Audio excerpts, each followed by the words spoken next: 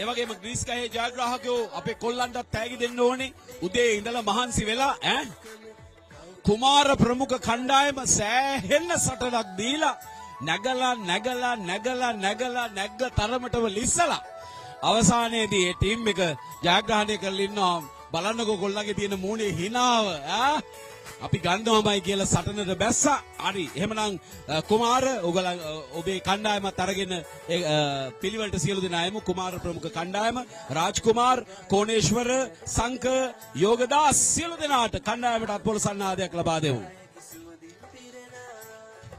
Grease ගහ නැගීමේ තරඟයේ ජයග්‍රාහකයෝ සිරි ලකපිරි අවුරුදු සිරි ජාතික රූපවාහිනී අවුරුදු උදානේ මිස්ටර් බෝල්ට් බලය, ජවය, ශක්තිය සමග අපේම අවුරුදු සමරන මේ අවුරුදු උත්සවයේ ඔවුන් තමයි ග්‍රීස් ගහ නැගීමේ තරගයේ ජයග්‍රාහකයන් බවට පත් වුණේ. සතුටුයි.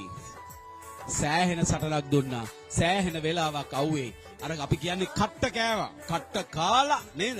පුළුවන් තරම් උත්සාහ කරලා තමයි මේ ජයග්‍රහණය Taman සතු කරගත්තේ. ඔවුන් හැමදාම ගිය අවුරුද්දෙත් මේ කණ්ඩායමමලු ඔවුන් සෑමදාම අපිට දෙන සමාජයට දෙන පණිවිඩය තමයි උත්සාහය අත්හරින්න එපා. ශක්තිවන්තව උත්සාහ කළොත් අපිට ජයග්‍රහණය කරන්න පුළුවන් කියලා. හොඳයි. ඒ ජයග්‍රහණ සමරුමත් සමග සිංගර් ෆයිනෑන්ස් කලාපයට අපි එන්නටයි සූදානම.